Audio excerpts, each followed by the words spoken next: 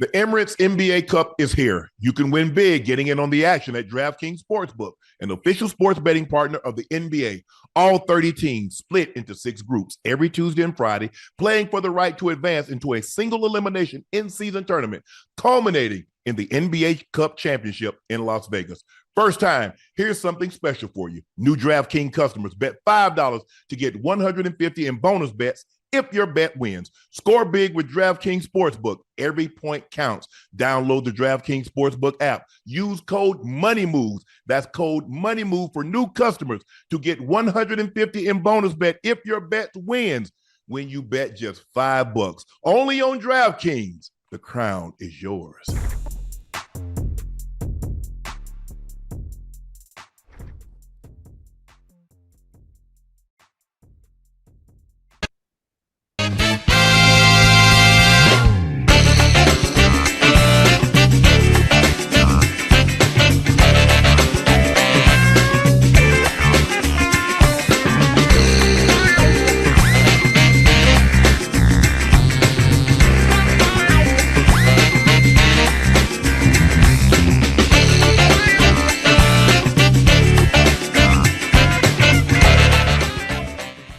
Cavaliers. Okay, see. Hello, ladies and gentlemen, and thank you for joining us for a very special edition of Nightcap. Oh, what a game, what a game, what a game. The two best teams in the NBA locked horns, and the game was everything that you expected it to be. But the Cleveland Cavaliers prevailed to move to 32-4, while the OKC Thunder fall to 30-6. But it was a very, very interesting ball game. Y'all know me. I'm your favorite Uncle Shannon Sharpe. That guy, Liberty City's own. Bingo Ring of Fame honoree. Team didn't make the playoffs.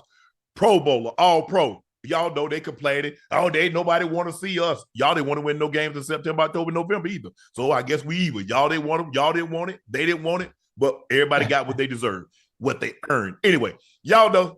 So thank you again for joining us. Please make sure y'all hit that subscribe button. Please make sure you hit that like button and go subscribe to the Nightcap podcast feed wherever you get your podcast from. And we thank you. Starting off 2025, you guys have shown your support 23, 24, and thank you for the continued support in 25. Make sure you check out Shea by La Portier. We have it in stock. I know some of you guys are still celebrating, and what better way to celebrate than with a bottle of Shea by La Portier? Now, if you cannot find it in a city or a state near you, we're about to be in Illinois. We're about to be in Florida. We're in the D.C., Maryland. We're in the D.C., Maryland, Virginia area. So if we're not in an area that you can find it, order it, and we'll ship it directly to you. And please drink responsibly. Go check out my media company on all of its platforms. That's Shay Media, and my clothing company, 84, with 84 being spelled out. Our newest release just dropped last month. T-shirts, sweats, beanies, koozies, and mugs. Quantities are limited, so please make sure you grab yours while supplies last. Tickets for the Super Bowl show. Our first tour stop is in New Orleans, and that's February the 6th. The link is pinned at the top of the chat. We got some great guests lined up for you. Please, Titus, stop, lay down. Please make sure you join us. You don't want to miss this. And I want to send everybody here at Nightcap, want to send our thoughts and prayers to everyone that's being impacted by the wildfires in California. So thoughts and prayers go out to you and yours. Hopefully everybody stays safe. Please stay vigilant. But we know there are a lot of people that's been displaced. Some people have lost all their possessions, but you have life. And so let's cling to that. You didn't lose the most important things. All those things can be replaced. Life cannot be replaced. And I know some of those are keepsakes and memorabilia and all that. But I pray for everybody gets out of this thing healthy and gets back to some normalcy very, very soon. So our thoughts and prayers from everyone here at the Nightcap family to those impacted by the wildfires going on in L.A. Ocho, the Cavs, as we talked about a little earlier, the Cavs ends the Thunder 15-game win streak. And it was a battle, this is what it should be when the two best teams in the NBA, when they lock horns, this is what it should be. But the Cavaliers prevailed, 129-122. Jared Allen had a monster night, 25 points, 12 rebounds, 6 assists. He was +7. Evan Mobley, 21 and 10. Wade, 11 points. Donovan Mitchell did not have the best night shooting. He was 3 of 16, 2 of 7 from the floor, from the 3-point line, 3 of 4. He only had 11 points. Darius Garland had 18 points, but they got great production off the bench from Mike Strus, Ty Jerome, 17 points, 15 points respectively, and they were able to overcome Shai Gilgeous-Alexander. He had 31. He's right there with Nikola Jokic and Giannis for the MVP this year. Jalen Williams had 25. Wallace had 15. But they played really well, but it was just too much, that size that the Cavaliers have. Evan Mobley goes about 6 foot, 6'11".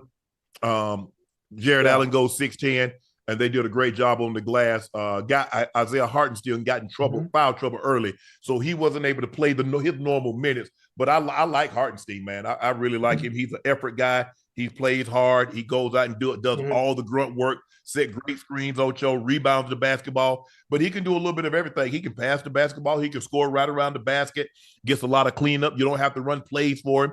But I like what I saw tonight. These are the two best teams. I know the Celtics are the defending champs, but these are the two best teams that's currently in the NBA. Listen, I think OKC missed Shaq. They miss him, especially with the lineup tonight. They were having huge problems with the two bigs, obviously, and the Cavs moved the ball up and down the court, in transition effortlessly, and despite Donovan Mitchell not shooting the ball well, I mean the rest of the team played extremely well. Hey, they did. What's if you had a which one? No, not Garland. God damn, what's his name, man? Oh, for who? OKC. For what team? We're number 2. Yeah, Shai. That's what I'm trying to think of. I'm trying to think of Shai's name. If you had an MVP right now, is he still in your running again this year? Yes, him, Nicole. It's the same cast of characters. Right now, I would have Nikola Jokic. He's averaging 30, 14, and 9. It's hard to overlook that. But Shai's right. I mean, you flip a coin. Giannis is going to be in the mix. I don't know if Giannis' record is going to be conducive for him to get it. But right now, if you had to make me pick, I would probably lean Giannis. But excuse me, I would probably lean Yoke. But if somebody said, "Nah, Shannon, Yoke ain't it this year," it's Shai. I ain't fighting you.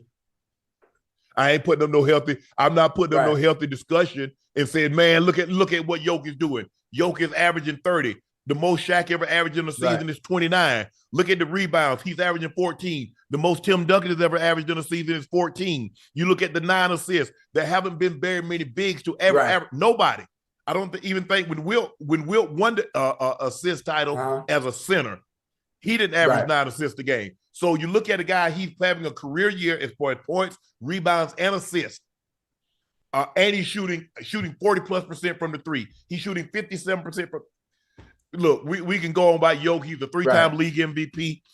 Could easily be a 4-time MVP, and by it's all said and done, he might win 4 or 5 of these things. But Shai Gilgeous, boy, I know the Clippers are kicking themselves in the ass because they traded him and all those draft picks and those pick swaps for Paul George because Kawhi said, if you don't get him, I'm gonna go to the Lakers, and they could not have Anthony Davis, Kawhi Leonard, and LeBron James on the same team in the same building, in the same city. So they did that. Kawhi has been unable to stay healthy. Paul George was not able to stay healthy for extended periods of time. He's now in Philly. Kawhi just got back. He's not going to play the back-to-backs. He left the team to deal with some family issues because they're being impacted by the wildfires in LA. And we get all that. But with that being said, Shai Gilgeous has turned into a bona fide superstar, and that's what you have to be careful of. And they've got, this team is young. Now, when Caruso gets back, he's been dealing with a hip injury. So I don't think he's played more than 5 or 6 games. When he gets back, and you mentioned Chet comes back, you talk about the defensive, because you got Lou Dort and you got Caruso that can defend the wings. You got Chet that can defend the rim, and you got scores in Jalen Williams and Shai Gilgeous. Bro, you look at them, Ocho, you're like, they shouldn't be this good because you really, really look at it. They only got one all-star, one superstar. And most teams have 2 superstars or multiple all-stars. They really only got one. Now, Jalen Williams might make it this year. But right now, we know Shai's going to make it because he's one of the 2 or 3 best players in all the league. But when you look at him, you're like, how are they this good? But Yeah, you watch they them play play, well. and you watch And how they they play well off each together. other. They play very well together. Yeah, they play really well together. The same thing with the Cavaliers, and I understand Boston is the reigning defending champs, and they still got very good. Hey, look, JB was Eastern Conference MVP. He was Finals MVP. We know JT. He's been an All NBA player the last 3 years. JB has been an All NBA player a couple of years, but the Cavaliers are the best team in the East, and right now it's not close. It's not close right now, and in the obviously in the West, OKC is the best team. I mean, and to have 2 teams like this, a 30-6 and a 32-4, so you got 35 games into the season, and you've got 2 teams that has 30 plus wins, 2 of them. And I think Boston has like 28, 29 wins. They might have 30 by the end of the night.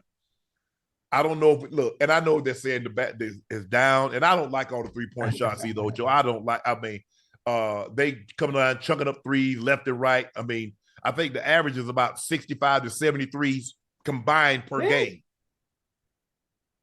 Yeah, they just chunking them up, and I don't think people are very, very excited about that style of play. And a lot of it have to do with that. I think the fans don't think the players are playing hard, and they're sitting out. You know what I'm saying, Ocho? They got load management. They got this, and it's impacting the game. The rating says it. I don't care what anybody says. The rating says fans aren't watching the games like they once were. The game is different. It's evolved. It hasn't evolved for the better, as most would say. If you look at the ratings are suffering because of it. I'm not sure what Adam Silver can do. I'm not sure what the players can do about it. I mean, the game is play hard to stop jacking up threes. I mean, listen, they don't play defense. They shooting the ball. They shooting mid range. They shooting threes. The game isn't going to change. I'm not sure what they can do to attract the eyeballs and the viewership the way it used to be, but I don't see it changing anytime soon. No, because everybody said, that 3, you make 2 threes, it's the equivalent of, the percentage. You don't need to shoot 50% from 3 if you make enough threes. And so they figure if we make somewhere around 23s a night, we're going to beat you. Because the likelihood of both teams making 20 plus threes, so they're hoping it, but they're getting up 53s a night, 63s. Come on, bro. Yeah, that's what I'm saying. Come on, bro. It's all your fault, Steph. Ocho, only 4 teams have posted a better record through 36 games than what the Cleveland Cavaliers have. Golden State, when they set the record of 73-9, they went 34-2. The Philadelphia, the Warriors, I think it was the Warriors. They were 1966-67, they were 33-3. The Lakers, in 71-72, they went on a 33 game winning streak. They won the title. They were 33-3, and the Bulls 95-96, in which they went 72-10. They're also with 33-3. So you can see what elite company these teams are in. Now, Golden State lost to LeBron's team. They lost to LeBron's team. That was the year they went. Yeah, they lost to LeBron, the 73-9 team. The Bulls won the titles. The Lakers won the titles. Did the Sixers win the titles that year? I think what you call it, the Celtics won it, because the Celtics won it 8 straight years in the 60s. So I think they lost one year to the St. Louis Hawks, led by Bob Pettit, and then they whitewashed it the rest of the way.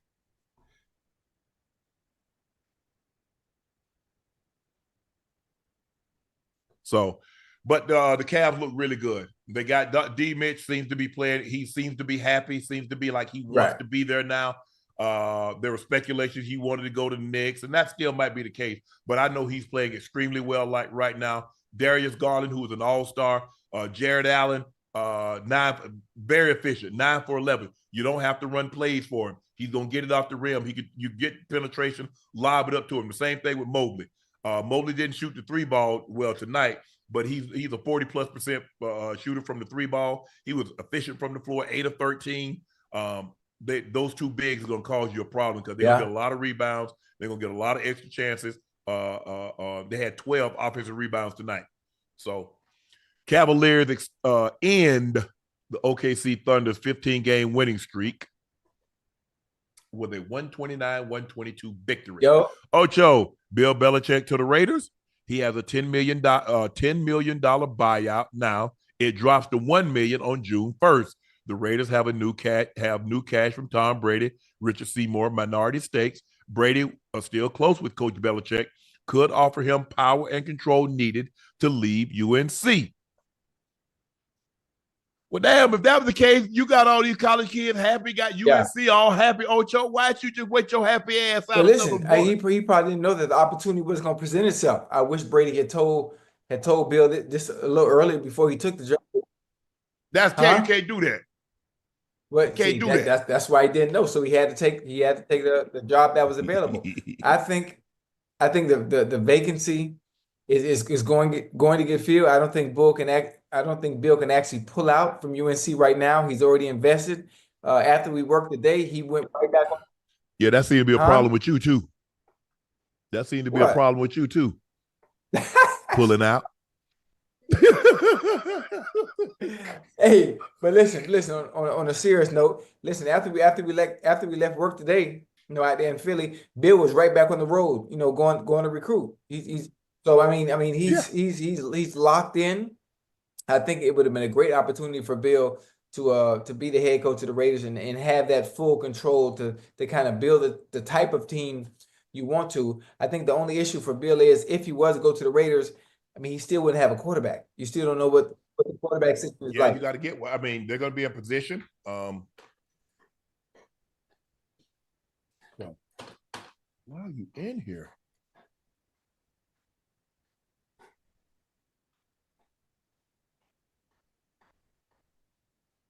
Why are you trying to steal my shine? Who that?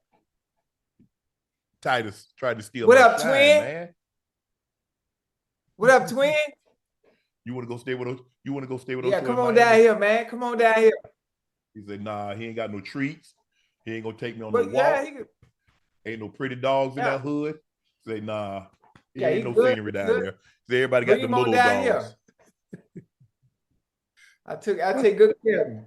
But I think the thing is Brady, Tom understands what, maybe that wears on you, Ocho. But at the end of the day, Tom Brady wants to win.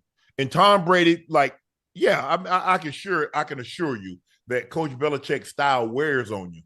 But winning, if I want to win, wear on me. But listen, ride me. This is what I have to say now about Coach Belichick's style. I think this is one of the reasons why he's gone to the collegiate level, to show the owners, to show people that he can resonate with the younger crowd. He can resonate with the younger generation, even though he has a certain coaching style. He's going to show you that he can change, he can adapt to today's era and today's climate as far as the kids and coaching is concerned, and find a way where he can relate to them, just like the younger coaches that are taking all the goddamn jobs in the NFL now. I think it's harder now for Coach Belichick because these kids here, they making money. Everybody in the NFL want to build a brand. Offensive linemen want a brand. D linemen want a brand. Everybody want a brand, Ocho. And so ain't nobody really trying to listen. Everybody trying to, I'm going to start me a podcast. I'm going to start this. I want people to know who I am, blah, blah, blah. I'm preparing for the future. And they don't realize it's a lot easier to build a brand when you win. Jordan brand was built on winning. Tiger brand was built on winning. Tom's brand was built on winning. LeBron on winning. Steph Curry on winning. It's a lot easier to build a brand when you win. People want to associate with the winners. It's not that complicated. I think sometimes we make it more complicated than what it is. But when you win, look at Jeter. Jeter was a winner. And so when you win, people want to be around winners. It's always been like that. I don't know why you're so needy tonight. I've been around here all day. I wouldn't have no show. I've been with you all day, bro. This joker here. Man, I don't know what's going on to him tonight, Ocho. I've been around this joker all day. He hear my voice. He hear my voice. Bro, I've been around you all day. But for me, I think Coach Belichick, because here's the difference between a college kid and an NFL adult. The college kids are trying to get Right. to the NFL. That's why the coach is the end all be all. He's the de facto boss. I got us in the NFL. I'm already in the NFL. What you gonna do? I make $30 million. Right. I make more than you. It's hard to tell somebody that makes more than you what to do. Normally, the boss, he makes the most. He tells you what to do. Ash over here shaking her head. Hey, but in the NFL, Ocho, man, you know these guys, and we're going to talk about this a little later about the Miami Dolphins situation, what Mike McDaniel said earlier today. But I think Coach Belichick, you got to get a quarterback. I don't care. Coach Belichick, as great as he is, we saw when he didn't have a quarterback, it didn't work out very well. You can't do nothing. You can't do nothing. And listen, right now, if he was to go to that job and not have a quarterback and lose, I think his leash would be just as short as everybody else. His leash would be just as short as everybody else, and there would be no way for him to compete at any level until he gets someone in there that he can build around. And but let's see. I mean, there's gonna be some quarterbacks available. Do you make a play for Sam Darnold if he's available? If they trade JJ McCarthy, do you make a play for him? Cousins, he might be available. Do you trade for him? I mean, look. I mean, there'll still be a quarterback. I mean, you might have to move up if you want a Cam Ward or you want a Shador. Maybe it all depends. You got Brock Bowers. You got Jacoby Myers. I mean, you got some okay pieces. I mean, Brock Bowers is legit now. Jacoby Myers had an outstanding year this year. Maybe you add another wide out. Hey, do you go get a T. Higgins? Now we talk. Okay, is there? Yeah. See, that's the thing. There are so many teams that need a number one receiver that has the cap space. The Patriots got cap space. So if I go put T. Higgins in Foxborough with Drake May, they got Jalen Pope, they got Hunter Henry, Ramondre Stevenson, I think it's Stevenson. So they got decent pieces. So that's the thing. 10 million is because June 1st is too much. I mean, no, Ocho, I need a coach in place sooner rather than later. Because it's like they got this June 1st thing, like it's a June 1st designation for release. You know how they do the NFL players, Ocho? It's this if you release it now, but after June 1st, it's this. And you see right now, you got a $10 million buyout now, but it's after June 1st, you get, because they know the likelihood of a coach signing June 1st. Right. But we want to punish you, get a little bit of his money back. Yeah. So what you think? Honestly, I don't see it happening. And knowing Bill, understanding his character, knowing how he is, once he's locked into a situation, he's all in. He's all in. He's not going to be on the road doing all the things he's doing. He's been sworn in as the head coach of UNC. He's made promises, and he's going to fulfill those promises there at UNC. Now, if anything, he might coach for a year or a year or two, and that buyout, that clause, whatever it may be, might be triggered, and he comes to the NFL. And maybe the Raiders job might not be there. It might not be there. Oh, no. You're not going. Hey, we saw this with the Patriots. We're going to talk about this a little later. One and done. Guys, I mentioned Jalen Pope. If you look at Quentin Johnson, if you look at his rookie year, you'd have thought he was a bust. Y'all quick to label somebody a bust after 1 year. I can tell y'all don't know football because y'all expect everybody to be Jamar Chase. Y'all expect every receiver to be Justin Jefferson. Y'all expect every running back to be Derrick Henry, Barry Sanders, and Emmitt Smith. Sometimes it takes longer. Every tight end that comes in the league ain't gonna be Brock Bowers. Every quarterback ain't gonna be start off like be Jane Daniels. But that's what y'all expect because y'all don't know the game. Because y'all just expect everybody automatically to boom, boom, boom, just come out like gangbusters. It doesn't work like that. I said, Jalen Pope, you should be happy. I don't watch football. Well, if I didn't watch football, how the hell I know Jalen Pope was on the Patriots? Oh, you do watch football. But anyway, as I was saying, sometimes, Ocho, it takes you a little longer to mature and turn into the players that they thought you. Now, that doesn't always happen. Sometimes you have a bad rookie year, a bad second year, a bad third year, and they get your ass out of there. one of my former teammates' son, they took him in the Eagles. They took Jalen. I think what did Rodriguez? Didn't he go to Jalen Reagor? That's my Didn't he go to the dude, Eagles? man. I love Reagor, man. By the Eagles. And think about who they passed on. They left Justin Jefferson on the board. Look at some of the guys that they passed on. And it didn't work out for whatever reasons. But sometimes guys need a little bit more time to get because the NFL game is different than the collegiate game. Guys put hands on you, especially once they find out you have trouble against press coverage. Yeah. Everybody's gonna put hands on you. That's just the way it is. But the film study is different because once a guy finds out your weakness, well, you have to get up out of that. It's just like Adrian Peterson had to break the habit of fumbling the football because they started attacking the football. You got a problem putting that ball in the dirt. Whoop. We're going to try to punch it out every time, Ocho. Oh, you got a problem getting off press coverage. And listen, now everybody up there saying like left Hayes. And then when you do have issues like that at the receiver position, then you make your offensive coordinator job a little bit more difficult because now you got to scheme you open. Now they have to find ways to put you in positions to free yourself up and get you open on their own. Instead of, I call it as a receiver, you can make your coach's job that much more easier the more you're able to do. The more you can do as far as your skill set is concerned, the easier you make everyone's job around you. Right. Yeah, I mean, I can only scheme so much, Ocho. There's only so many times I can stack the formation, I can bunch the formation, I can motion the formation. At some point in time, I got to put you outside the number and say, son, go get open. Hell. Oh, yeah. At some point in time, I will need you, and this is what I tell guys, I'm going to need you to play above the play sheet. That's what I'm going to need. I got all these plays. I got 200 plays on the sheet, but I'm going to need you to play above that. And that's what that's what I always tell the young. Yes, they got all those plays, but sometimes I need you to play above that because I can't always diagram plays to scheme you open. I need you to go get open.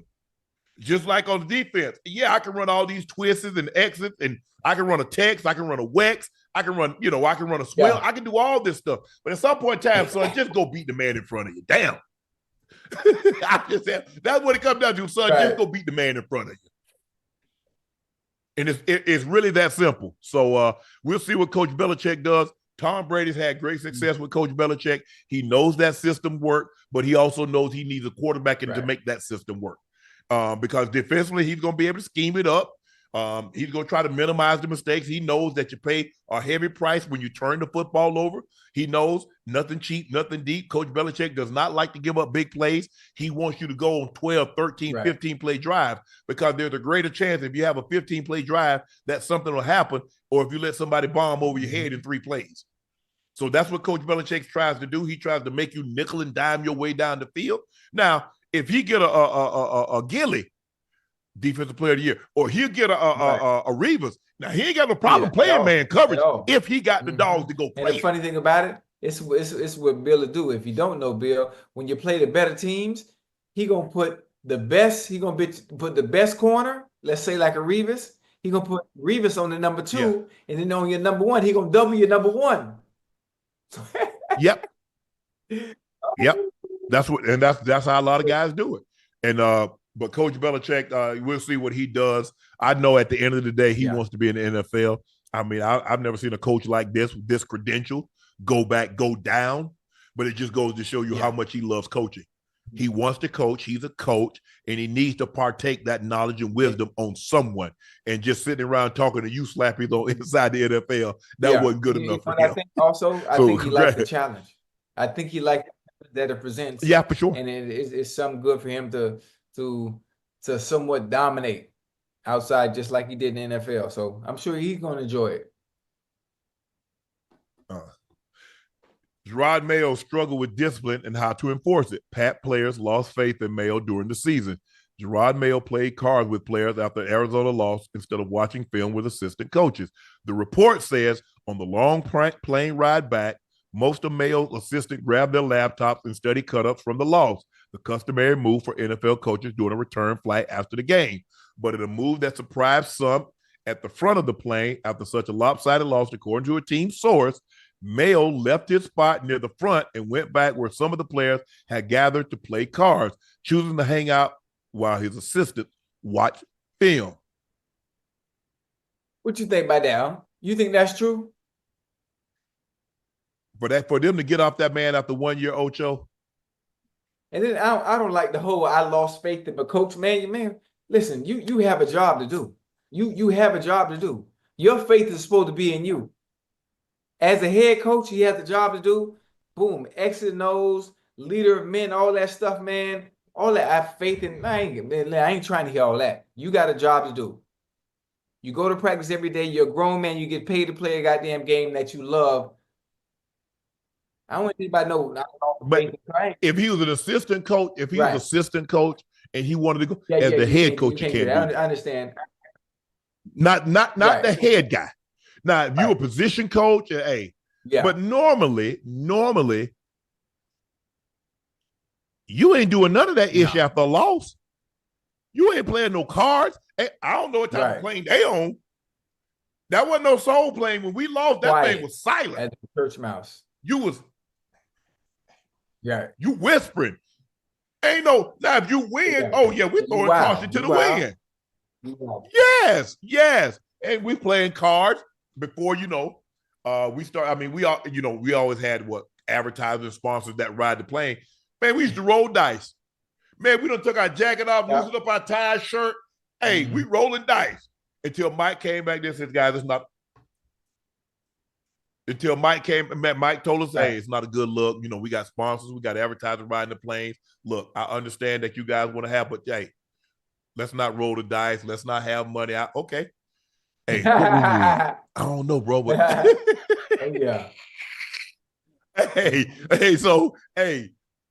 because they have all the keys, room on the table. You go, hey, Ocho is in 825.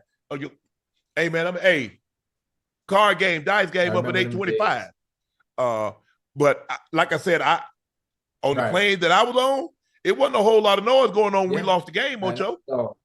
Now, for a couple of years, we didn't lose a whole lot of games. I think in 96, 97, 98, we lost what? 3, 7. We lost 9 games in 3 years. So there was a lot of hoopla, a lot of fun going on. But for the most part, man, you ain't doing no talking about. What did I want to talk about? I'm mad. We lost. I'm mad. I'm sore. I'm moody. I'm irritable. Nah. Yeah, I mean, listen, there's certain things as a head coach that you can do, especially after a loss. When I think about it, a coach like that, he's a player's coach. He's someone that played the game. I think he's a little different than Dan Campbell, but I can see Dan Campbell doing something like that. After a win, but instead, as a head coach, the Ocho, a head coach still, even after win, you have to rise above stuff like that. Now we had some like position coaches. They would come in there and shoot shots with us, or they would do certain things, but not Mike, not Brian Bill, not hell no. And Dan Reed, first of all, wasn't none of Dan coaches doing that because Dan was old school and all his damn coaches was old school. So the funny thing about it is we're thinking about it from a perspective of how old school coaches would be, but I'm thinking about this generation and the younger coaches, to not relate to the players more, but be able to connect with the players more and doing some of the things that would be normally be frowned upon, when it comes to head coaching position. So I kind of see it, and I kind of don't. And I kind of stand with you in a sense for saying, as a head coach, you just can't be doing that. There's certain things you just can't do, Ocho. but also, Ocho, you got to realize it's only 1 year removed from Coach Belichick. So you're going to have to get some years in there before you get that idea, that ideology, and that line of thinking out of the building. Because a lot of those people are still thinking the same way. And so once you get some couple of years, you win. And I get what he was trying to do. He was trying to okay, Coach Belichick did it this way. But I think Coach Belichick was, let's just say this is as far as you can go left. That's as far as you can go. I think he went too far right. Instead of finding some place in the middle, Ocho, I thought he maybe have gone too far to the right to try to say, well, I'm going as far away from what Coach Belichick did as I possibly can. And sometimes we have to find a middle ground in order to operate to get the job done. But I think everybody was surprised. I mean, I didn't expect to hear this coming out. And it came from, like I said, Ocho, it's hard, man, when people, team sources, like I said, when people don't want to get sued for putting out faulty reports. Just like Jimmy Butler's agent did all that talking. Oh, Shams, I don't normally take time. Now look. Shams says, I've never vetted a story more than I vetted this story. He did all that hullabaloo, all that hollering and yelling and screaming to try to direct. Right. Yeah, that was true. Yeah. And come to find out, it was true. And that's what you have to be careful of. Because like I said, if there was no leaks, there was no NFL source, no team source, why would we need an Adam Schefter? Why would we need a Jay Glazer? Where do you think they get that from? Got to come from somewhere. They built up relationships because guess what, Ocho? A coach might be one place. You got a relationship with him. Guess what? He goes to another place. You still got that relationship with him. A general manager's at one place. He goes to another place. You still got that relationship with him. You built up a relationship with a player. Player move, boom, boom, boom, boom. Guess what you do, Ocho? You got a source, boom, boom, boom, boom. People don't look at it like that. Oh, he lied. I'm telling you how it works. I ain't telling you what somebody told me. I'm telling you what I know. Everything come from somewhere. Right. And that's why they say my source. Well, if Adam Schefter ever outed any one of his sources, he'd never work another day again. If Jay Glazer, if Shams or Woj, when they were reporting said, I got this from X, they would never work another day because nobody will ever give them. And when they give you information, you didn't get it from me. Okay. Put it in your words. Make it sound like you talking. I ain't telling you what somebody told you. I'm telling you what I know. But they get mad at me when I was talking about stuff that I knew for a fact. Oh, how you know you ain't in the locker room? I might as well be. I might as well be in the locker room. Yeah. But you notice, Ocho, I don't really do this anymore because I'm like away from it.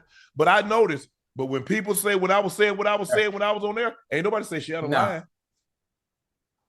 That was the fan talking about, I don't know what I'm talking about. But ain't nobody in the organization, not a player, not a coach, not a GM, ever say, oh, I don't know. That ain't.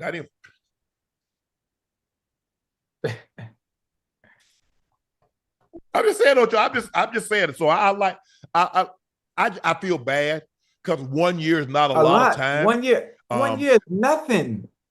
Nothing. That's the shortest leash ever. And all that is admitting that I think I made the wrong choice when you thought I was the successor for Bill Belichick. He handpicked him.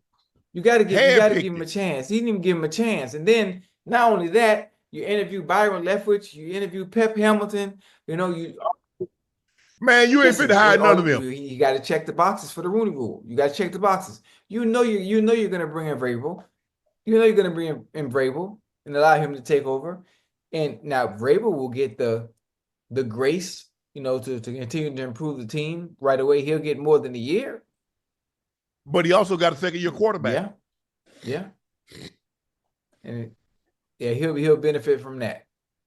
He'll benefit from that. You just on one tonight. Drake May has shown flashes of being a very good quarterback, and he, obviously as a rookie, he's at his bad moments. Which is normal. They have a good quarterback though. They have to work with in the future. But even Ocho, even if that was the case, I hate that somebody put that out there because that makes him look bad for his next employer. And that's the thing that I don't like. Okay, all that might be true. I'm not saying that it is. I'm not saying that it isn't because I don't know. And I haven't called any around because I don't care enough to call around and ask and find out if it was true. But all I'm saying is that that follows you. If somebody put that out there, so that's why you got to be careful what you allow people to say about you because that follows you to your next job. That follows you to your next employment. What you think about Vrabel coming back, right? Well, he's coming back regardless. Mm-hmm. What you think about Mayo going back to the defensive coordinator job? You don't like that I at don't like all? that. Yes, sir. Let me ask you a question. You the Right. CEO of a company, and somebody hired a new CEO, and they say, "Okay, Ocho, you go back to work and be the president." You cool No, with that? I'm not cool. No. Exactly. You might go be the president at Right. somebody else's company, but you ain't gonna be the president at that Okay, company. I was just curious. I was just curious on it. Listen, it's having a job is better than having not having one at all. Because you got to remember. Hold on. They gave me 3 years. I got 2 more years of pay. I see you. So I might not have no job, but I got money coming. I ain't got no job, but I do Right, got money coming in. When you put it like that, okay. I don't know why you so needy tonight, bro. You ain't never been like this. Yeah. Ocho, Mike McDaniel said that some players have been repeatedly late this year and fined multiple times. He said that the fines haven't been effective and nothing moved the needle. Let's take a listen to what he had to say. I can fine people till they're blue in the face. I can take their money. I can yell at them. But until they understand that part of the reason that we're in the position is controllable, and we have to, with absolute certainty and a zero tolerance for anything else, we have to clean the controllables up, and we can have a chance to have success together. So certain specific individuals that, I don't think it was across the board. There was a lot of guys that, had certain fines before that didn't have any. There were some people that had multiple that, I think there's different ways to kind of counteract that. Bringing it up as a team and continue to fine guys wasn't enough. So I'm not going to continue to just place all blame on even some of the small list of individuals that were multiple offenders. I'm going to adjust my process and make sure that it's team-wide knowledge. Anytime that things are done that aren't in the best interest of winning football game.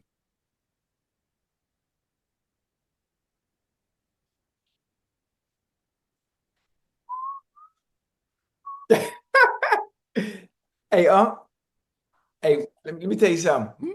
But when you're losing, you notice how everything is magnified?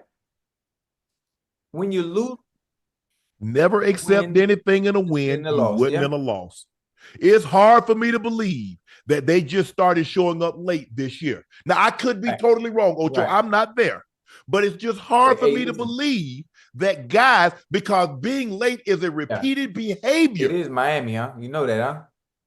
It is Miami. You know them late nights at Tootsie's, them late nights at G5, them late nights at Club Space and all the stuff they have going on. I can understand. Not winning? Yeah. Mm-hmm. Yeah. But hey, can I ask you a question? Why are they talking about that? Why is he talking about that today anyway? Why is that even a concern? Or is he using that as a crush on why they were losing?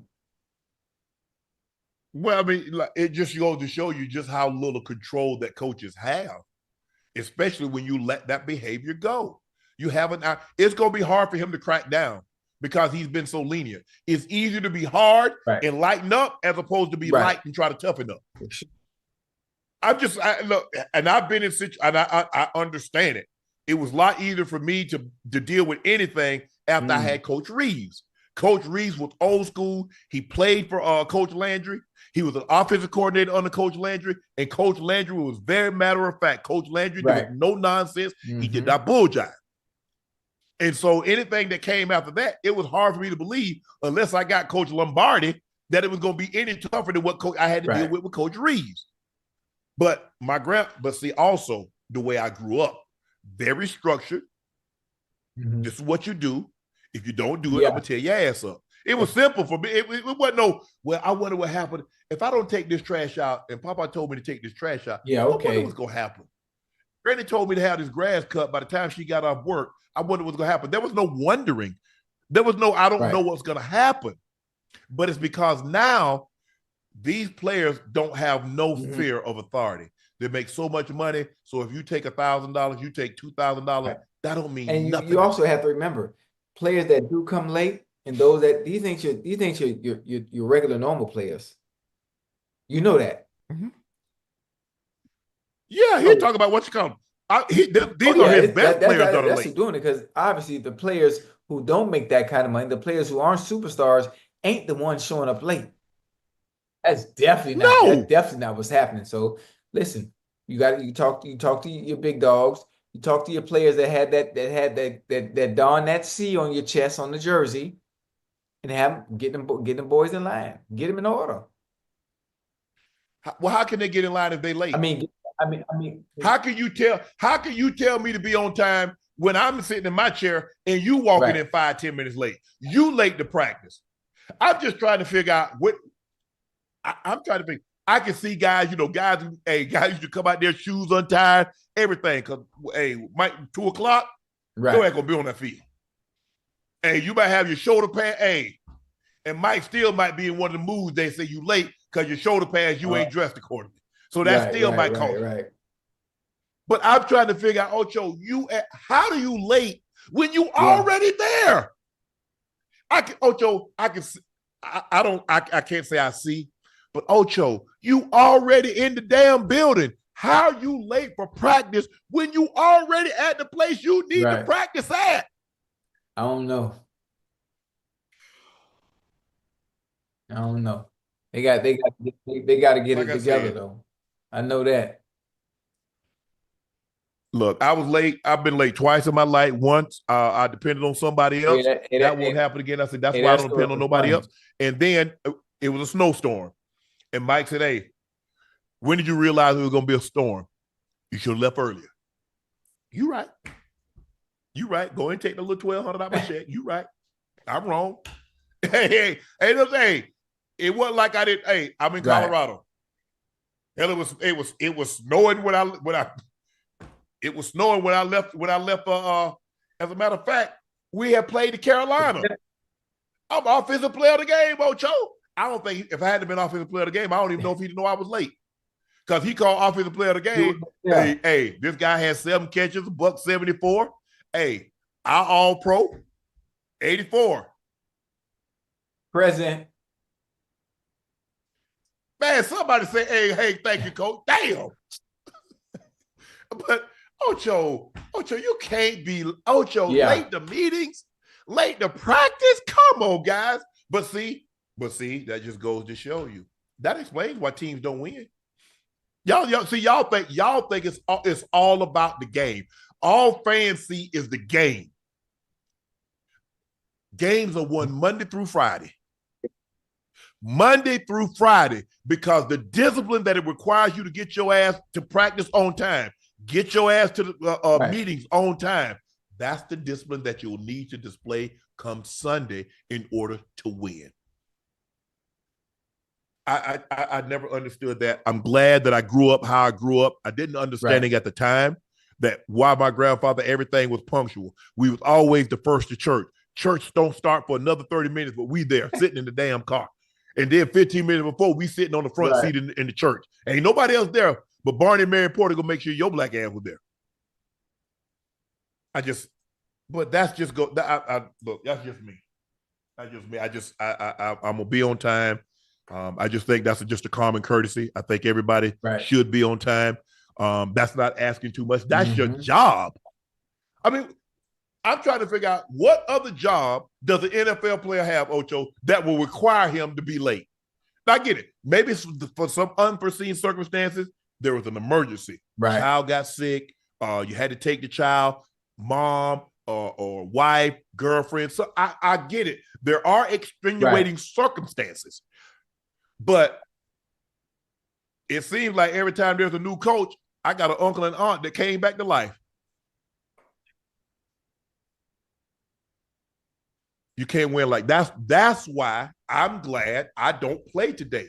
I don't care if tight end salaries got to 100 million, because I care more about winning, and these guys don't. And fans get upset with me, Shannon. How you know? This is how you know. Yeah. One thing about it, when you're winning, it's looked over. But when you're losing, everything is magnified. Every mistake, anything you're doing wrong as a team, as an individual, it's used as a reason on why we're not winning.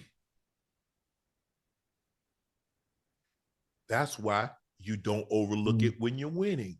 Mike Shanahan didn't say, oh, guys, we winning, so you miss weight. Don't worry about it this week. He didn't say, oh, we winning. We done won 12. We done won 8 in a row. We done won 9 in a row. We this or that. No. And guys that lead, you can't ask more than you're willing to give. How you going to ask a player to do something and you showed up late? Man, get the F out of my face. You were late. Right. And then you mess around and you blow an assignment. And then you looking around at everybody else. Up. I got that's like I said, God put me in the situation. He made me be born in 68. Now I talked to a lot of the guys. Man, you may tell my mom couldn't wait another 3 or 4 years. Hell, I was my mom's last kid at 25. You could have waited till you were 32 and dropped me. Hey, no. I want no part of that, Ocho. These guys don't care. They don't care enough. I'm not saying they don't care. Right. They don't care enough. Losing don't bother them. You know why? Because you're not invested enough. Anytime, let me ask you a question, Ocho. If you put your money in something and you lost $1 million, you're gonna be very upset because you know how hard you worked for that damn $1 million, didn't you? Absolutely. There you go. That's what I want people to see. You know why I care so much? Because I know how much time that I spent in doing this. What I denied myself, how I denied my family, how I denied sleep, eat, just to be this. So it hurt when it doesn't work out. It don't bother people enough. It doesn't. Jags owner Shad Khan said that he'll get rid of GM Trent Baalke if a prospective head coach gives Khan a credible reason. With Baalke right there, Ocho, you got to watch this. Listen to this. If they were to say, I would like to reevaluate the front office and the general manager, what would your response be? My response would be, how would you improve it? And then if it is credible, you want to do it, okay?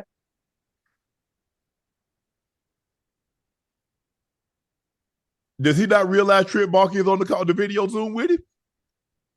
I don't know what's wrong with brother Khan, man. I have no idea. He has a lot of issues going on. Listen, Baalke has ruined with some of the picks and some of the things that he's brought in. I'm not sure what's wrong with Trevor Lawrence. Right now, the only shining bright light they have over there in Jacksonville is Brian Thomas Jr. I'm hoping Trevor Lawrence can live up to the hype. The money he's being paid, and he bounces back. The Jaguars don't even have nowhere to play next year, Unc. You know that? Why? What's wrong with that? What's wrong with the stadium they play? Or something is going on where their new stadium is not going to be ready for 2 years. Some to that magnitude, but so where they gonna play at? I mean, Orlando's right down the street, Gainesville is right down the street, and there are stadiums that can hold the amount of people that can see the NFL stadium. But I mean, I don't think they're a team that's going to sell out. If they're going to be fans in the seats, they come to see Brian Thomas Jr. I can tell you that. They can do that, but I don't know. Something's wrong with owners, and to be the owners of teams, they don't act like they're owners. Jerry Jones doesn't act like an owner. Mr. Khan, he doesn't act like he's the owner. Do you know how many coaches he's been through? You know how many head coaches he's been through? And it starts at the top, and it starts with you. It starts with you and making better decisions, and Baalke too, as the GM. Better decision making. I mean, but again, when you're the owner, you can do this. You can do this. Yeah, look, I'm old enough to remember when Jacksonville had really good teams, when they had Keenan and they had Smith, Jimmy Smith, and they had Natron and they had Brunell, and the stadium was packed. I remember that. So Jacksonville fans will come out if you give them something to come out for. Because that's a football town. The closest basketball, I guess, is Atlanta or Miami. Or well, you can go down to Orlando, but that's football area. Always. The South is football. I don't care what anybody tell you. It's football. The South is football, and they like college football. Now look, the Gators, Tallahassee, right up. But it's a football town, and if Jacksonville gave them something, those fans coming out because I've seen it every time. I've seen it, but it doesn't. I mean, you keep the general manager who hired the head coach, but you fire the head coach. And then if another coach comes in and give you, okay, I can't work with Balky. I want somebody that I'm in unison with. That you can trust. Start there. Yes. Trust. And plus, I got to get him out of there because you're already too close to the owner. So I got a feeling that you're going to be in his ear and you're going to be putting bull jive in his ear. So I need to get you out of the building. That's first and foremost. That's the first and foremost thing that I'm going to do. So I need to be in a situation where me and the general manager, we're like this here. And I can go to the owner if me and you can't agree on something. But Trent Baalke is already too close because he got a 3-year or 2 or 3 year head start in terms of in the relationship than what I have. And he's already in his ear. Because that's why he stayed and Dougie P's gone. That's crazy. So I'm good. I don't. But like I said, I don't know. Look, Trevor Lawrence is going to have to play better than what he's played. They got a great look. They got Brian Thomas Jr. They got Evan Ingram. They got Tank and they got ATN. So they got some nice solid pieces. They got some pieces on defense. I think they need to improve the back end. But they got some guys up front. And you would expect. Yeah. You would expect from what we saw from Trevor Lawrence at Clemson, his growth, he should be growing and getting better year to year, and instead he's regressing. But the emergence of Brian Thomas Jr. should make his job a little easier. It should make his job a little easier. Let me turn this air off, man. I'm in here free. Yeah, but they had some pieces. I mean, Christian Kirk, but I think Kirk got injured. Brian Thomas Jr., Tank Billingsley, I think that's his name. Bigsby, Tank Bigsby. I think Bigsby is his name. You got ATN, they got Evan Ingram. Man, they got some nice pieces on the offensive side, but Trevor Lawrence needs to play like the #1 overall draft pick. He needs to play like the guy they selected him to be. He has to be more consistent, and he got to stay healthy. Got to earn that paycheck, baby. I mean, yeah. What did the Jags pick this year? Is there a corner that's available? They need. I think they look. It all depends on what they're gonna do. They pick 5. They pick 5, Ocho. What you think they at 5? If Travis Hunter, then I'm taking Travis Hunter. Man, Travis Hunter ain't gonna be at no 5, man. I'm just saying. Hypothetically speaking, but he ain't gonna be there. I say they probably go offensive line or defensive line, one or the other. See that? I mean, normally guys have a kid. I think he and his wife just welcomed a baby girl. Guys normally play well. Look at Mahomes' kid, Phillip Rivers' kid, Big Ben had kids. Guys, Peyton. Brady had Brady rode a boat, won 4 Super Bowls after he started having kids. He had 3 and he won 4 more. So this might be the start of something, Ocho. I don't know. But the Jags got to do better than this. They got to give those fans something that they can get their sink their teeth in. They can put their arms around and be proud of. I ain't talking about Duval because Duval swear they go into the Super Bowl every year, and Duval be on some bull jive. But let him tell it. They go win it. They go beat Kansas City. They go into the Super Bowl every year. Duval sound like a Cowboy fan. He's delusional, but. You think they take a O-line and D-line? I'm I'm trying to think. There are no skill position players. The quarterbacks are going first. Travis Hunter will be going before pick 5. So I mean, there's some good O-line and D linemen that are out there that are going to go in the early rounds. Yeah. They the mock draft has them taking the D lineman out of Michigan. Oh, see? It is. They probably should have took Hutchinson over the guy that they took. Hutch? Remember, they had the number 1 pick and they took the guy out of Georgia. Trayvon Walker. But they forgot of think about all the draft picks that he was, all the high draft picks that he was playing around. Right. Trayvon Walker, he didn't have a bad season, did he? He ain't had no Hutch had 7.5 sacks and missed. Yeah, Hutch 12 games. I mean, Hutch. And didn't he go to the Pro Bowl last year? He went to the Pro Bowl last year. Boy. He's the real deal. Yes. He is as advertised. Yeah. Ocho. After today, unless until they hire a head coach or they re-sign Mike McCarthy, they get a big player in free agency or they do something, we're gonna be done talking about the Cowboys. Especially if it does coming from Michael Parsons. Michael Parsons said the Cowboys will win the Super Bowl next year. He said going to be an amazing thing to see next year when we're holding that trophy. I take nothing that he says. I take everything he said with a grain of salt. Because he said a couple of years ago, they're going to have a Baltimore Ravens, a Tampa Bay Buccaneer, or a Seattle Seahawks defense. He said this was going to be the year. So because here the thing is, he just had like when Joe Namath did what he did, everybody remembers that. But there's no ramification if it doesn't come true. Oh, he just said that. Everybody only remembers when he said it.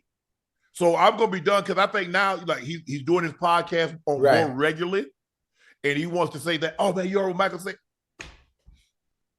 So after today, I want you to get everything that you want to say about the Cowboys until they hire or they fire Mike McCarthy. They get somebody in free agency. We done. We're not doing this. We're not doing this anymore. Because I think now he just saying stuff to get clicks on his podcast, and that's fine. That's fine. Hey, have at it. I'm not going to knock the man for the hustle, but he's just talking ridiculous. That's his team. I mean, is he allowed to have the belief that they have a chance to win the Super Bowl next year? Did he have the belief last year? I believe so. Ash, look up. When was the last team to win the Super Bowl and they didn't make the playoffs the previous year? When was the last team to win the Super Bowl and they hadn't been to the championship game in 30 years? How are they going to win the Super Bowl when he doesn't even believe his quarterback is top 5? You remember they was naming the top 5 quarterback and he left his quarterback out? He talks more about a quarterback that doesn't do anything for him than he does his own. Damn, huh? Hold on. I don't know if you remember, but I remember that I think they might have suspended.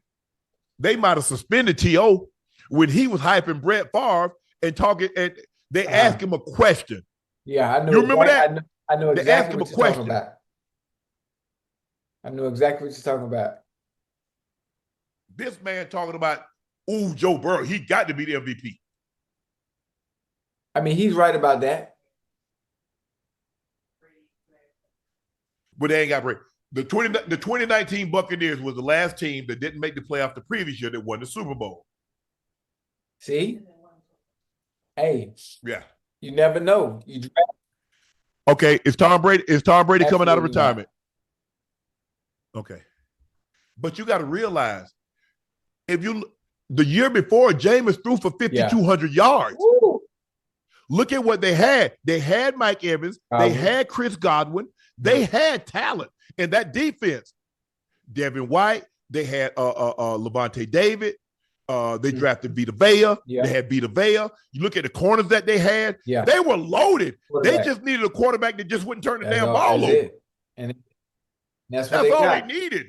I'm not saying any other quarterback. I'm not saying they would have won the Super Bowl with any other quarterback, but they would have been a playoff team.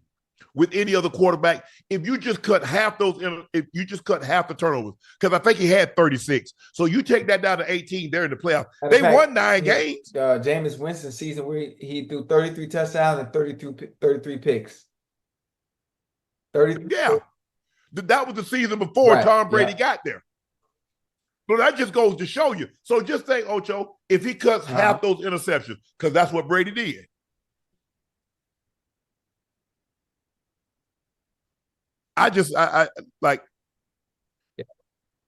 Just be realistic, bro. You just be talking. Michael funny, man. How y'all gonna win? Did you realize your defense? Your defense was terrible. It was bad. Your defense was terrible. It was bad. Y'all couldn't stop the run. Y'all couldn't stop a parked car with an Uzi. Wait. They couldn't guard a park. They couldn't guard nothing, Ocho. You couldn't stop a parked car with an Uzi? Let's look at the numbers. Let's go pull up the numbers. Let's go pull up the numbers in rushing. Teams ran wild. Derrick Henry ran wild. Who else ran wild? Philly ran wild the first time on them. Who else ran wild on them? Hey, you know. You remember the Saints? You remember the Saints opening day? Y'all gave up 41 opening days. Hey, yeah, Saints week 1. And we know what the Saints turned out to be. Yeah. And the next week they played who they played? Was it the Ravens?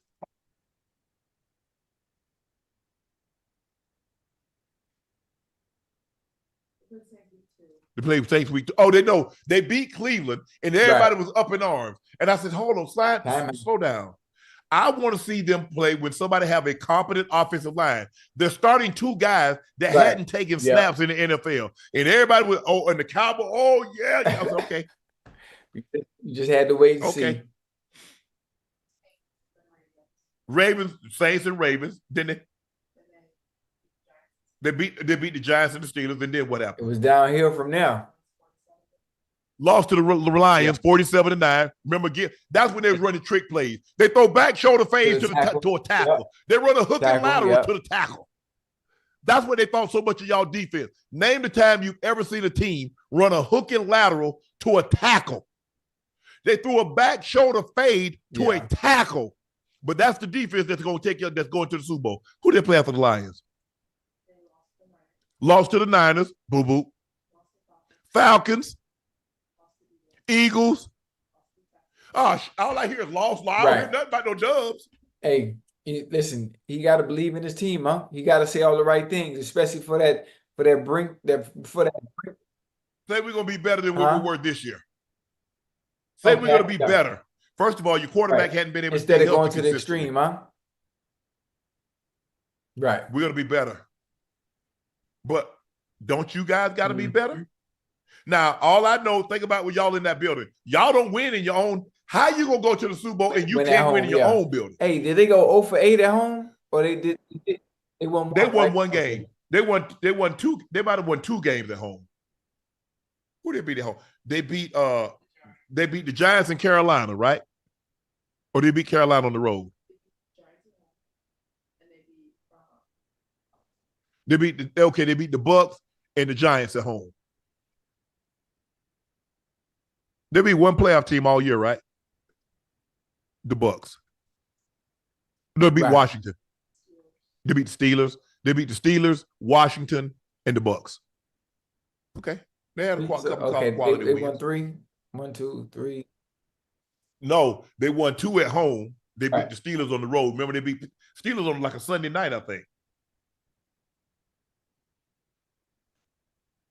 But they're not that good. They're a long way from a Super Bowl. First of all, you're not gonna go to the Super Bowl because your owner ain't gonna let you. Your owner not gonna let you. He gonna get it. That's your problem. And y'all, the culture of the Cowboys is talking. That's what their owner does. That's what the players do. Yep.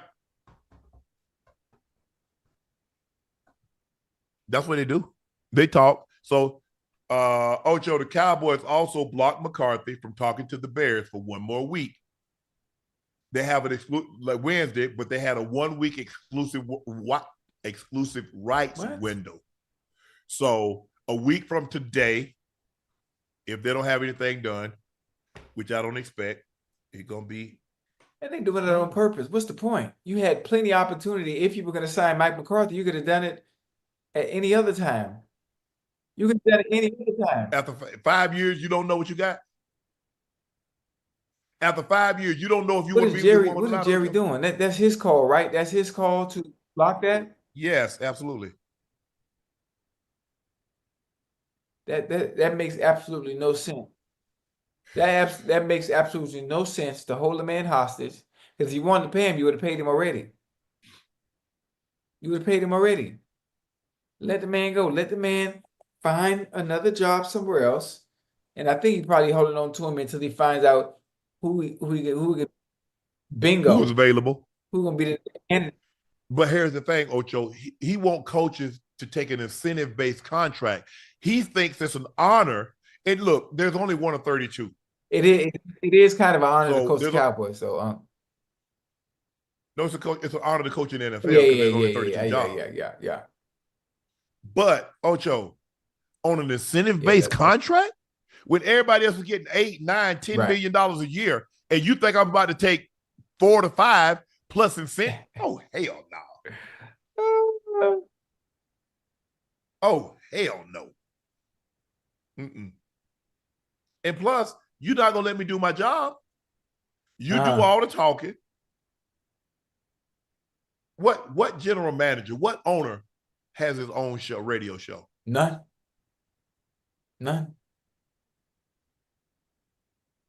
Now, you already took a shot at Mike McCarthy. You said maybe the plays are called a little archaic. That's what you said. Now you say, hey, Mike McCarthy's a winner. Mike McCarthy. Hey, he gonna always say the right things and don't know what he talking about. He don't know what he talking about half the time, man. No, he doesn't. But who's surprised by that? Coach Prime says he would consider an NFL coaching job if he could coach Shador and Shiloh. Take a listen to Ocho to what Coach Prime had to say. Plant that seed. The only way I would consider continuing is that I'm coaching my sons, plural. Not singularly, plural. I like the sound of that. So what we need to do is we need to pay attention where Shador goes. Not only do we need to pay attention where Shador goes, at some point we also need to pay attention where Shiloh goes. Wherever Shador goes, there's an opportunity, there's a chance at some point in the near future that Dion could be the head coach of that team if that team suffers early on. All he's doing now is planting the seed. Now you didn't put it out there now. So the opportunity is going to present itself, because you know how God works. One thing about it, when you're a child of God, the opportunities you ask for, the tongue is powerful. Anything you say, there's a chance it will happen. And I said it here first. But the question is, look, we know Shador is going to have a high grade. What type of grade is Shiloh going to have? And, look, Tennessee has a high draft pick. They have one of the first 3-4 picks. We know that. But what's the grade on Shiloh? Does he have a 3rd round, 4th round, 5th round, 6th round, 7th round grade? Free agent? Right. That's the question. It's different. Football is different than basketball. Basketball, you only got 2 rounds.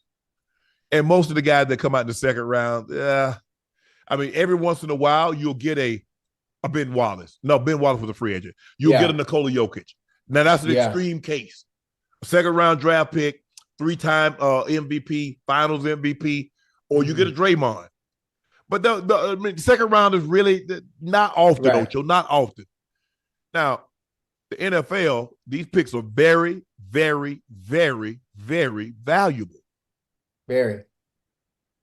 So the question is, what type of grade and how high is he going to be selected? Now, Coach Time said plural, both of his sons. Could Tennessee take Shador and then he's there, say 5th, 6th round, take Shiloh? I don't know if he's going to have a 3rd or 4th round grade on him. I don't. I'm not I sure don't. either. I haven't seen any of the mock drafts. I haven't seen anything Mel Kiper has put out or come up with so far. Still kind of early, but it's gonna be interesting. I can't wait to April because I want to see those first 5 picks. I want to see where they go. I want to see what the Bengals get, where they can improve at. Hell, I'm waiting to see who the defensive coordinator is going to be for the Bengals. Well, y'all better be able to shut out a boatload because y'all gonna lose Trey Henderson. Yeah. I mean, he's posted back-to-back 17 and a half sacks. Yeah, somebody gonna pay him well. They're gonna pay him. Oh yeah, boy, he was the lone bright spot y'all got. You talking about on defense? Okay, defense. You're right. Y'all secondary had a problem holding up. Can you imagine the problems y'all gonna have with no pressure?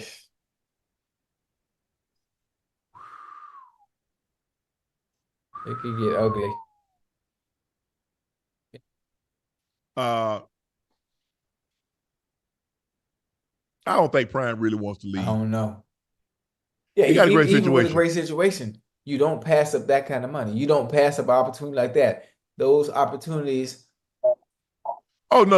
You know he's not gonna pass up an opportunity to coach his son. But guess what? He ain't gonna just be coaching his son. He gonna be coaching a lot of other hard head. You know what? Now you know Prime gonna get the respect now. You know that. You know that they ain't finna play like that. Matter of fact, he ain't even gonna let you play like that. And he can't. It's different now, Ocho. The way you and I respect people. And my thing is, why not just have respect for everybody? Just do your job. Show up on time. Do what you're supposed to do. Go home. That's not that hard. No, it's really not. I can see Ocho. You know, you working. You got multiple jobs, and you get off late, and you got to change and stuff like that, bro. You know, you got to be to work at 9 o'clock, or you got to be to work at 8:30. Okay. You know, meetings started such and such a time. Practice started I don't know. Our practice started at 2 o'clock. Because Mike wanted to keep us on a schedule, just like we played on Sunday. We played at 2 o'clock. Let's practice at 2 o'clock. When we had a night game, we'd go run through the stuff at the stadium, get used to seeing the ball up in the lights. Ocho. Yeah, that's what we did. I mean, our schedule was according.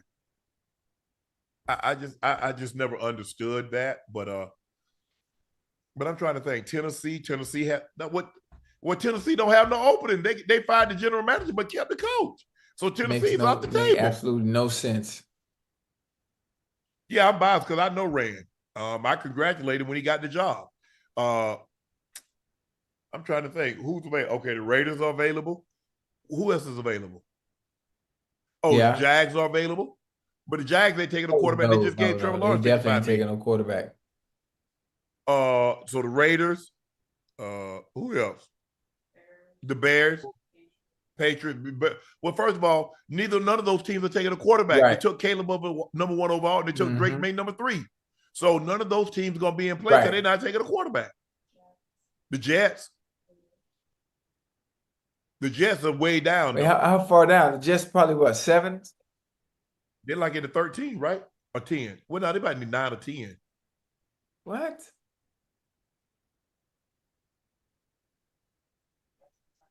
Jets are 7. I know. I wasn't tripping. I said 7 too. Yeah, the Raiders. We know Raiders got a top 5 pick, right? Or they 6. Brady and Tom are familiar with each other.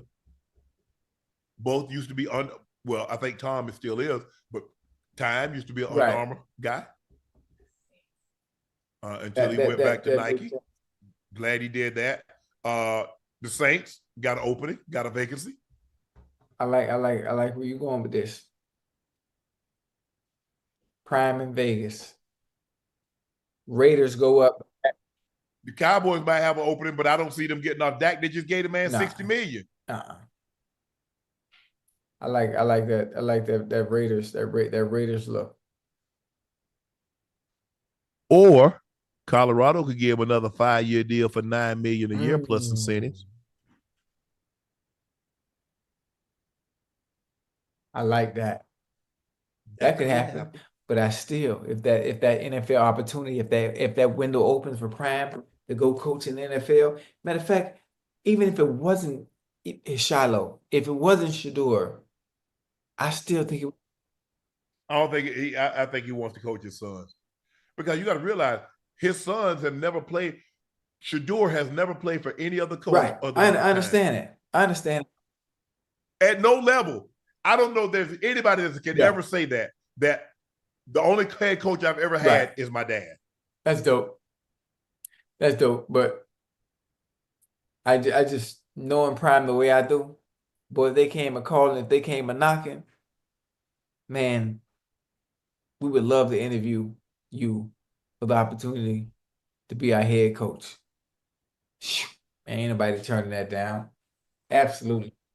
Yeah. Ocho, the Falcons are now seeming to be willing to keep Kirk Cousins as their backup quarterback in 2025 if they can't get anything in a trade for him. $180 million for a backup. Now, I told you firsthand, I like this I like this, cousin, and you get to put. I said, Ocho, at the absolute best case scenario, the absolute best case, you get Kirk for 2 years. But Ocho, do you realize how what a debacle this will be if you get him for one? Well, it's already there. Oh. It's already there. Because not only you get him for one, now he's not going to be a starter now going forward. And that's what $180 million for a backup. Listen, that lets you know how desperate teams are for a quarterback. And he still might get traded because there are other teams that need a veteran presence where they might bring him in just to be a starter. No, I ain't gonna. Why would I do that? The same, you know why? First of all, same reason they probably gonna bring Aaron Rodgers back. Yeah, Ocho. The difference is that Kirk Cousins is guaranteed $38 million. I'm gonna do it like Russ. No, I'm not trading. I'm gonna go get him because if I trade for him, I gotta pick that 38 up. So no, I'm gonna let y'all do what y'all gonna do. Y'all cut him and then then reassign him. But hold on, he might have a no trade. I think he has a no trade. He does have it in there, if I'm not mistaken.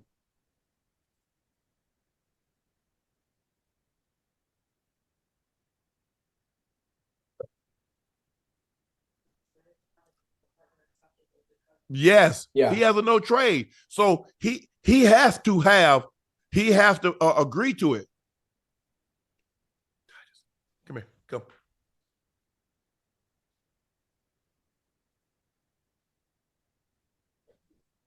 Come on. It might get to that point.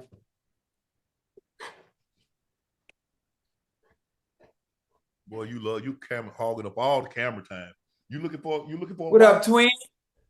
Say this. Is there anybody out there that has a 2-year-old? He said, I'm 2 years old. I weigh 173 pounds, and I'm looking for a girlfriend. I am intact, so we can make beautiful babies. He said, whoa, did I ain't say nothing about no babies now. I ain't say nothing about no babies.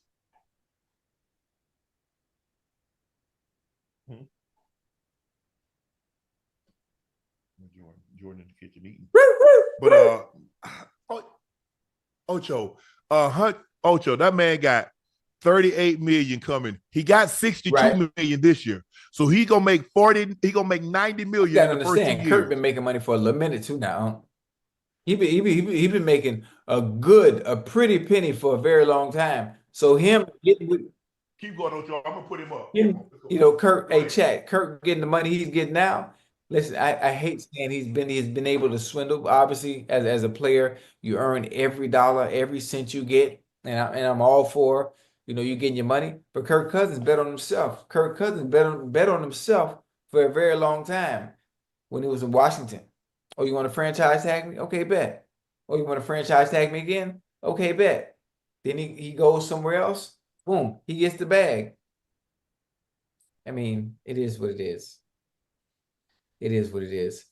Chat, how y'all doing? Hey, chat, my birthday is in exactly 26 minutes. 26 minutes. I'll be 57.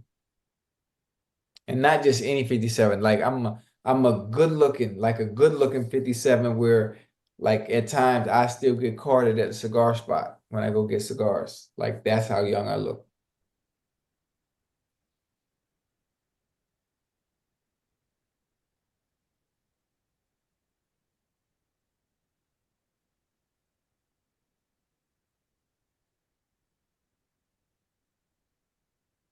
Oh man.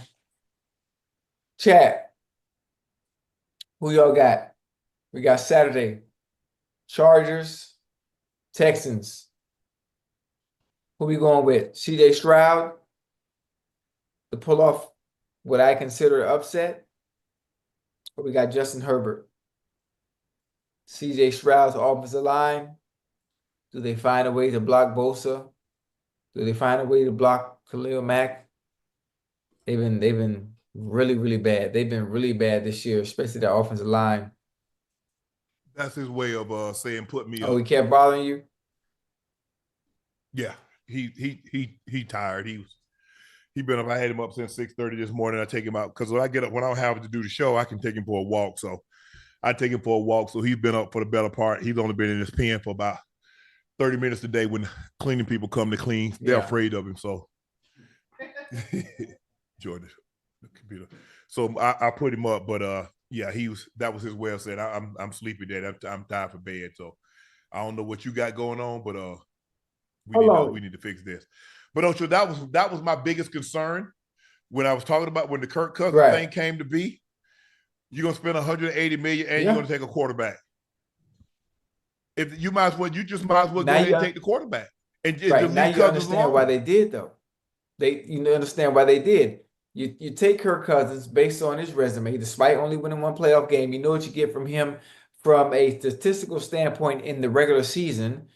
You'll worry about the playoffs later on, and then you get security because he's coming off of the Achilles injury. And lo and behold, it happened.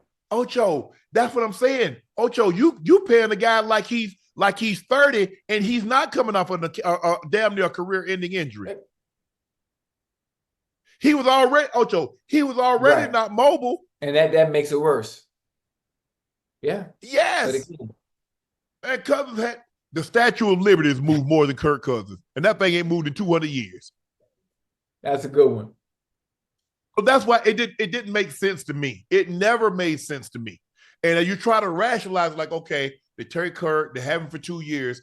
Bro, you paying $90 million for 2 years? But what happened, Lord forbid, you don't want to see this happen, but what if you only have it for 1 year? You spent $90 million for a quarterback for 1 year. 90. Nah, it didn't make sense for me, but hey. Ocho, Dwight Howard is fed up with Shaq, constantly talking about him and says he wanted to show up at TNT studio to confront him. At what point does this stop? Hey, the boy got a tussle, man. Listen, we talk about celebrity boxing, which is kind of simmered down a little bit, somewhat fell off. Now that'd be a good one. Dwight Howard versus Shaq. 4 3-minute rounds, headgear. Headgear or no headgear.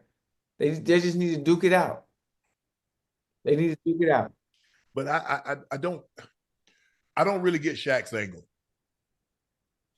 Dwight is not the player you were. Right. We know that.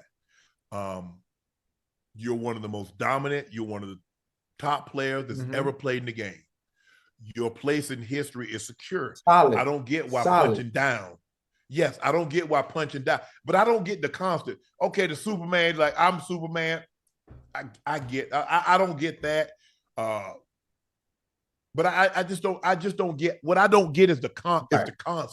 It seems like for me, it seems like sometimes Shaq goes out of his way to pick at or to pick on, we call that picking at. We growing up in the South, and what I'm talking about up in the South. It's like, but I don't get it. And Dwight, like everybody don't joke like you do, Shaq. Shaq is a big fun-loving guy. If you've ever been around him, you know he likes to have fun. But it doesn't seem like your jokes are in good nature. It seems like you're trying to diminish the man. Dwight Howard is not. He didn't win a championship, but Dwight Howard is not a bum. Dwight Howard should have been an all 75, a 75th Right. anniversary player. He should have been. That's not to knock anybody. Congratulations to everybody, but Dwight Howard for a period of time was a top 5 player in the league. He was. He took a team to a championship. He was the de facto best player on that Orlando Magic team that went to the finals, that lost to the Lakers in 4. Dwight Howard's a damn good player. He's going to the Hall of Fame. I just don't get it. I don't know, man. We listen. We will never know because they've been going at it for a very. Oh, that dude, he did win a championship. He wasn't the best player on the team. He won a championship with the Lakers in 2020. They've been going at it for a while. Huh? They've been going at it for a minute. But we don't know. We don't know. We don't know the issue. We don't know what the issue may be. Maybe he just doesn't like him. Maybe he just doesn't like him. But why? I mean, in order for you not to like somebody, Ocho, the guys had to do something. Probably has maybe something we don't know about. Maybe behind closed doors. Maybe something privately that we don't know. He just has a distaste for him in general, and that's his way of letting them know by always jabbing at him, by always saying something. No, you got to punch down. Shaq's the better player. Nobody's arguing that. He's a 4-time champion, 3 Finals MVP, a league MVP. I mean, he's one of the historically great players. But I don't, and clearly it bothers Dwight. I mean, they're grown now. I mean, both players got kids, and I just don't get it. I really don't. Maybe somebody in the chat can understand it and can help me understand. But this has been going on for long enough. Maybe it's the Orlando. Maybe it's the Superman thing. I don't know. Maybe who's the best big man to play in Orlando? I don't know, Ocho. I don't. And I thought about it. I was like, well, damn, why Shaq, picking on the man, going back and forth? Because I don't think Dwight's ever said anything to Shaq or said anything to or about Shaq. That's why I said you never know. Now, it might not have been said publicly, but you tell the wrong person and they get back to Shaq and they let you know, hey, boy, young bull been talking about you, and then, he reacts. That's why I say you never know. Yeah. It's always something now. It's always something.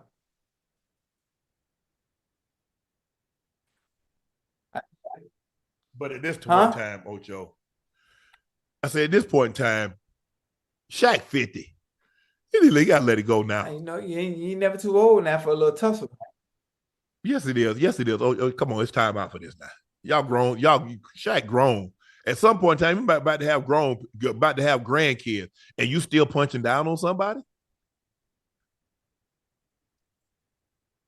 You right. I don't get it. I don't get it. But like I said, Ocho, everybody don't joke. Everybody don't want to hear you every time something comes in your mouth. You talking about me in a negative manner. Hey. What's the end? What do you get out of that? You better. You got more money. You're a better player. You got more championships. You got all these businesses. Shaq got so much going on. Shaq don't have to take a back seat when it comes to business. I mean, the way he's been able to parlay his think about it. Shaq's a big, you're not gonna find anybody that big, that jovial. He likes to have fun. He's very philanthropic. He's very generous.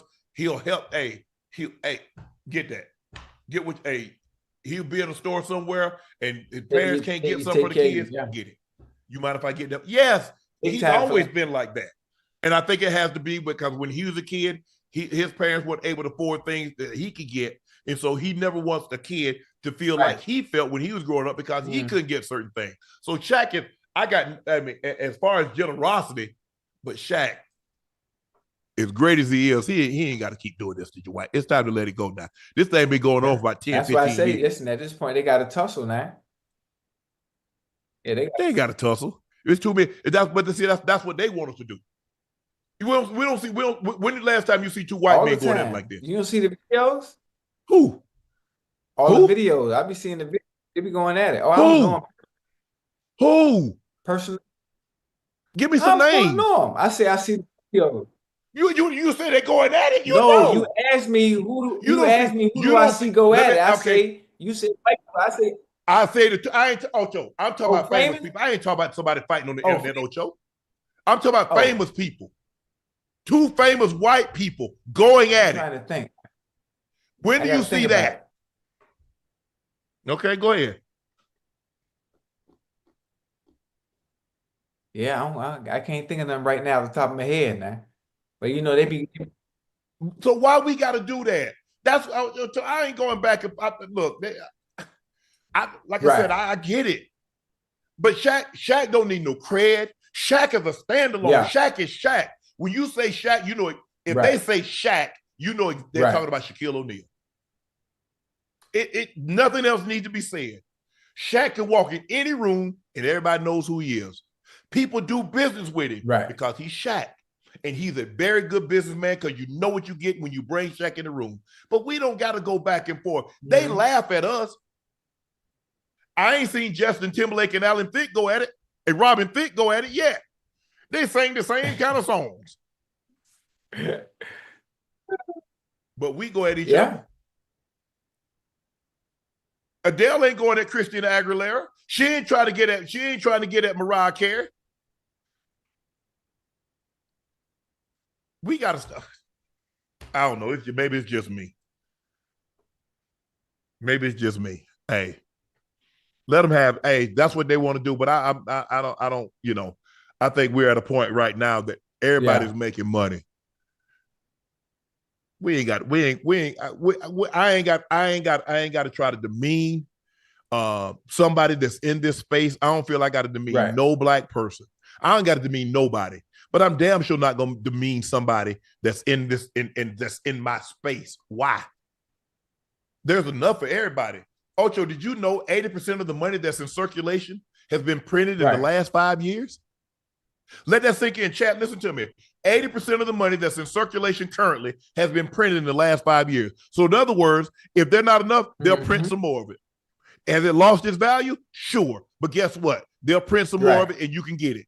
So I don't feel I need to be negative or talk down or be demeaning or say anything negative about anybody in order to make money. That's just me.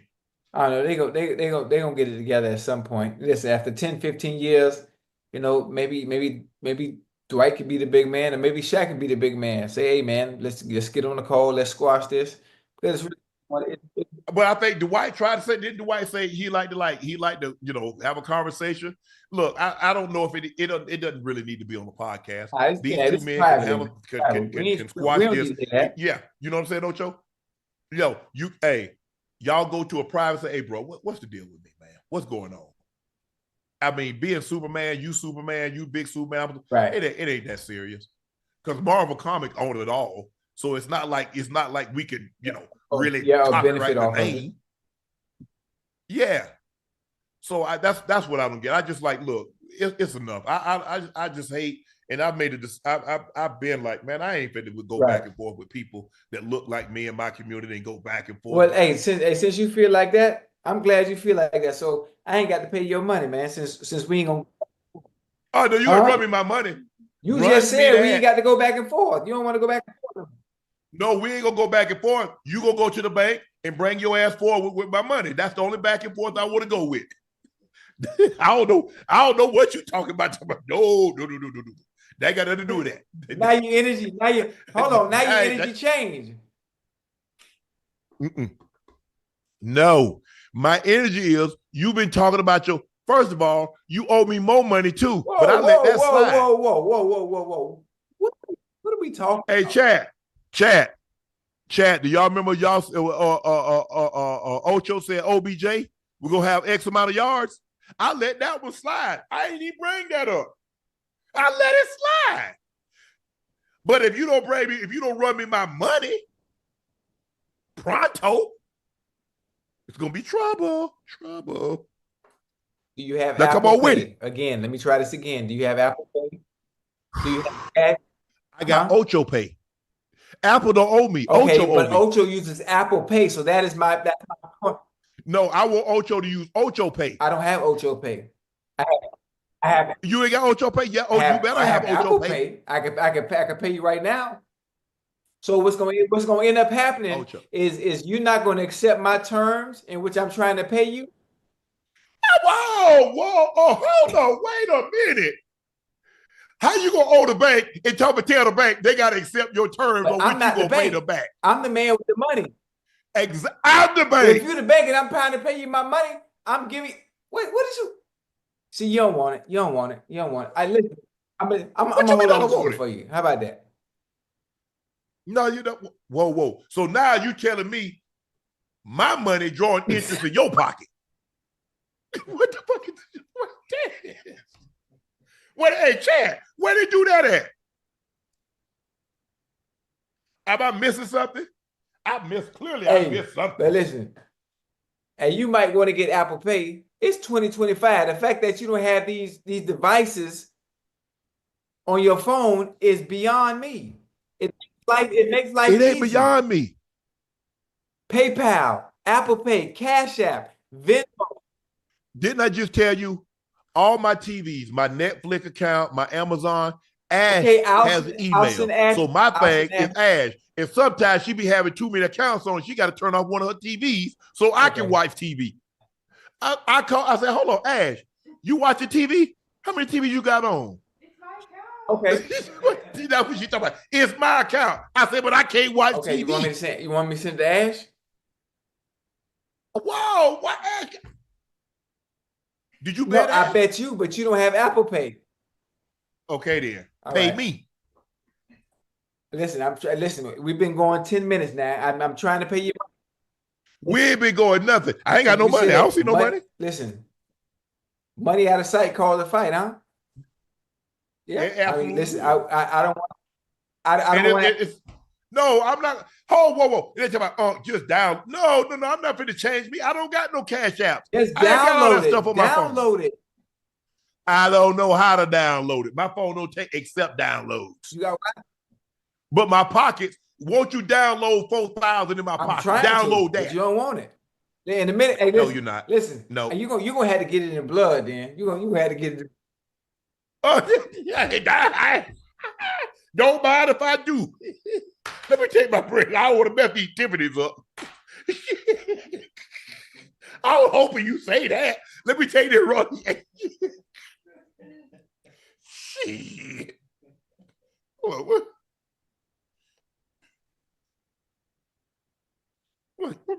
Hold on. Give me just a second. You can talk about taking the blood. I was hoping. Oh, there it is right there. I was hoping you say that. What took you so long, man? Run me my money. That man talking about, oh, you got to take it in blood. Man, please. Yeah. Hey, hell no.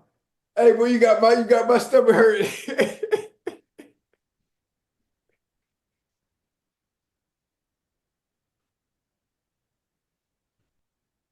We got these too, Ocho. Oh, hey, well, you got my stomach hurting, man. Man, please. That was funny. Man, they owe me my phone. You say you gonna pay me at the show and Okay, all right. I'm gonna bring cash. I'm gonna bring you cash. Matter of fact, before we start the live show, I'm gonna pay your money in front of everybody. Yeah. I sure appreciate that. Oh, shoot, but that was funny. Yeah, I don't want to mess with the Tiffany's, but okay. All right, it's time for our last segment of the evening. It's time for Q&A.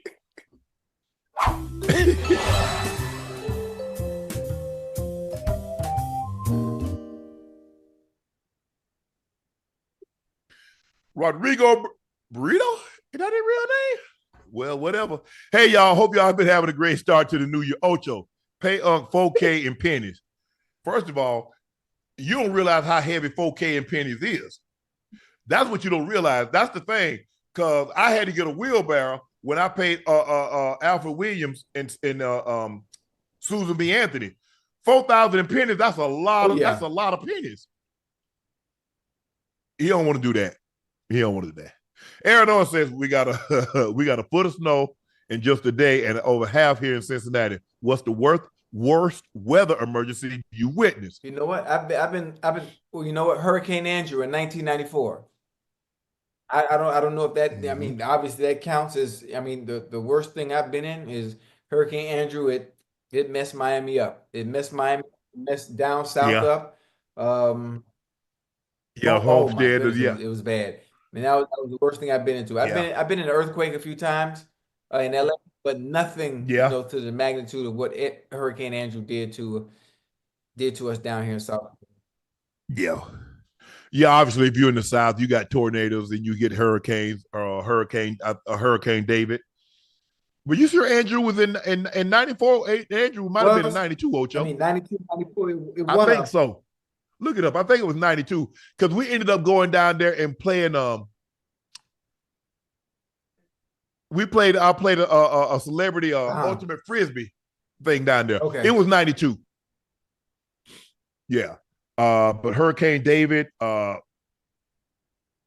was in that ice storm in Atlanta when they locked the whole city. We have no snow trucks, no nothing, because we've never had anything like that before, and it gridlocked the city. That might have been 20. Was that 2014? Wait, hold on. Ice gridlocked the city. That ice storm. We had an ice storm in It shut the city Atlanta down? in 20. I think it was 2014. The city wasn't Huh? prepared for an ice storm.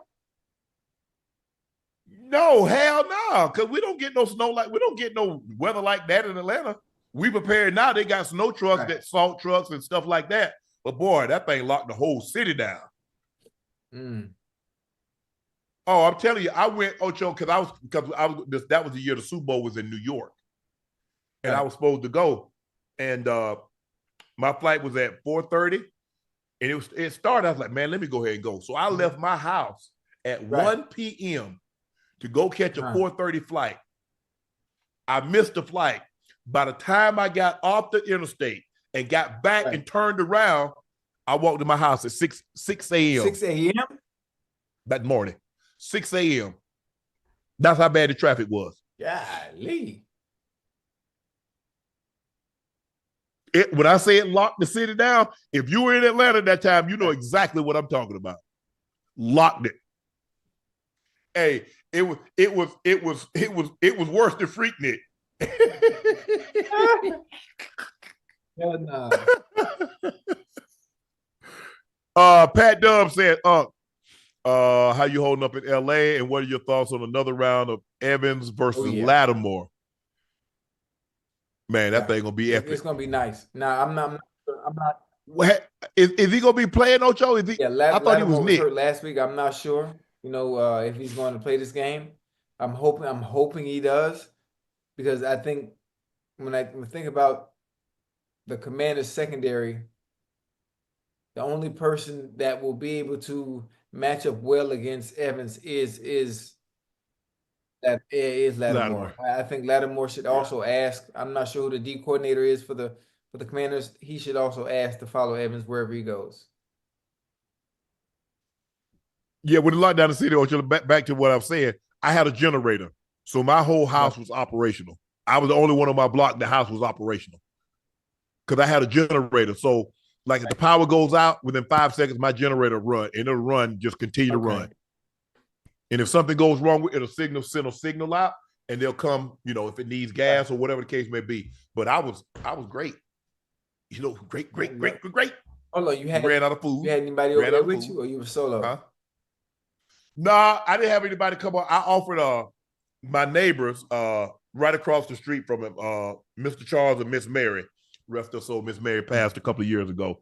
But I always looked out for them. So I always, made sure they was okay. I would go check on them. If I hadn't seen them in a couple of days, I go knock on the door. The dogs loved them. I let the dogs out, and they see Mr. Charles in his yard. They run across the street, and he'd pet them and everything like that. But no one came over. I think we were out of power. We were probably out of power about 3 or 4 days. I think a lot of people went and got hotels, Ocho. So, but I was, I always check on them. I said if they need anything, because they're an elderly couple, didn't have the kids, wasn't around. I mean, they would come, but by the time it was going to be a couple of days, because I think they had one, like, I think they had like 2 daughters, I think. One was in Jacksonville. I don't know where the other was, but, you know, but I looked out for them. Sheldon Pope said, Ocho, your knowledge of basketball over the year has improved tremendously. You admitted yourself your knowledge of basketball not up to par, but listening to you on point. First take, ready for you. Hey, I'm like George Sedano, you know, I'm like George Sedano, I'm like Unc, wrapped in one, you know, with a little bit of Doris Burke, you know, that's me.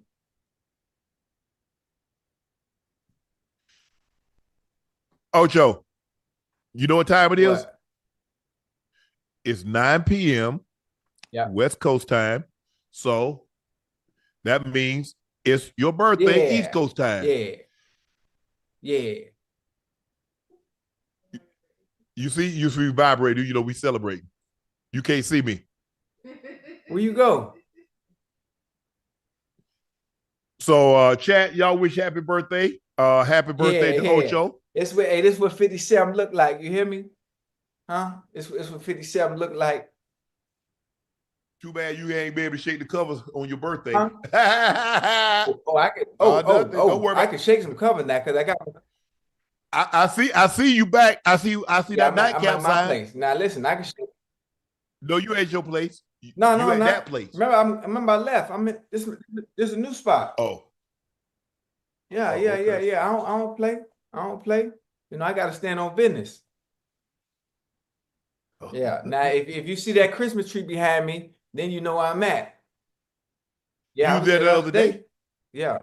Yeah, they begged me to come over. Yeah. Oh boys, the men on bended knee. Not me. You know not what? Me, I'm standing on business.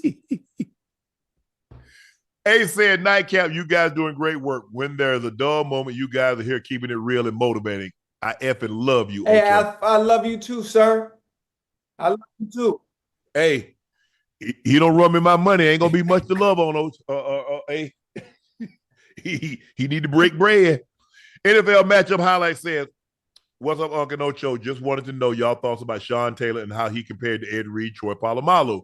He was or if he was even better. I remember Ocho saying Sean gave him multiple concussions. Look, I retired the year he got drafted. Sean Taylor got drafted. I retired, so I didn't play against him. He was a phenomenal player. The greatest safety that I ever played against that I took off on film is Ed Reed.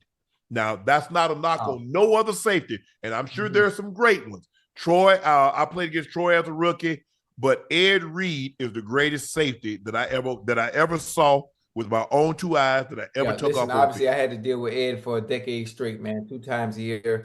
Ed, probably the greatest safety of all time. Troy Polamalu is right up under there. If I was a 1A and 1B, it would be Ed and Troy. Obviously, I've watched many safety before my time. Obviously, I didn't get a chance to play against them. But what Ed was able to do out there on that field, man, sideline to sideline, and just his understanding of the game, it was unbelievable. Sean Taylor was different. He was physically imposing. Yeah, he was a big man, 6'3", 220, could run. Dude, he was good. I think he was taken from us too early before we were able to see him reach his full potential. Yeah, you just want to know what you saw, what he was trending towards. Let's just say he has a 12, 13-year career. Then we could fully evaluate what he was. We saw where he was heading, but I've never seen a safety take the ball away like Ed and turn it into points. It wasn't good enough for him to take the ball away. He wanted to turn it into points. Whether he punched it out and scooped it up himself, whether he picked it, whether he balked a punt, whether he ran a punt back. I've never seen a guy turn defense into offense like Ed Reed. And listen, if he can't score, he's going to pitch it back. They'll pitch the ball back 100 times just to make sure they make it to the end zone. Young Willie Will said, what's up, Shannon Ocho? Can I get a birthday shout out? Yes, you can, Willie. Happy birthday. You and Ocho share a birthday. But if Ocho don't run me my money, get the last one. Listen, I hold them hands. I hold them hands work now. Hey, as a matter of fact, I had them updated yesterday. Just in case. Just in case. Cupcake Mama said, hey guys, my birthday was yesterday. May I get a shout out? I spent it quiet and solo. I'm just grateful and thankful for another year. Happy early birthday, Ocho. Yes, ma'am. Cupcake Mama. Happy belated birthday. Sometimes it's okay to spend a birthday nice, quiet, all that hullabaloo. Hey, that's how I am. I like to spend a nice little quiet evening. Maybe shake the covers if I can, if I'm lucky. I ain't been lucky the last couple of birthdays, but it's okay. Yeah. I'm gonna go light me a cigar, man, right now. Turn on some Frank Sinatra. Relax on the balcony, kick my feet up, and think about the good time, think about the younger years, and thank God, for seeing. Think about what you can't do no more. What, play football. J213 said, hey, Uncle Ocho, hope all is well. I pray you had a great holiday season. My question is which social media platform do you think is the most detrimental to society? Look, man. I mean, shoot, society was there's good and bad. There's good. I mean, there are some good things. There are some good aspects about social media, but there's also some bad things. And people sometimes and that's always the case. People have always, anything that was made for good, people have some way found a way to turn it into bad. And that's just who we are as a society. That's just the way society is. All the misinformation, all the hatred, and all the vitriol that gets spread through social media. Somebody says something, because before social media, when you printed something, like newspaper, you had to get a couple of sources, 2 or 3 sources. It had to be vetted.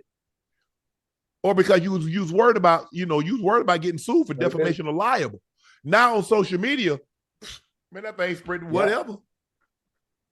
And if you're a public figure, it's harder to sue for defamation and libel. And they know that because you are a public figure. So they'll say things and they try to skirt and try to parse it with certain things. But we've become angrier. We've become more hateful, more spiteful. We just don't care for one another. And it's sad that this is what it's come to. You gotta adapt with the times, baby. You gotta adapt with the times. Dr. Frankie L. Bellamy said, congrats on being nominated for Entertainer of the Year by the NAACP. I'm proud of you. Happy birthday to my first cousin, Ocho. Doc, thank you so much. It's an honor to be nominated for the NAACP Entertainer of the Year Image Award. A lot of hard work winning that. Congratulations to the team at Club Shay Shay for the hard work that you've done. Appreciate all your hard work, CJ and your staff over there. So, man, congratulations and thank you guys, because none of this is possible without you.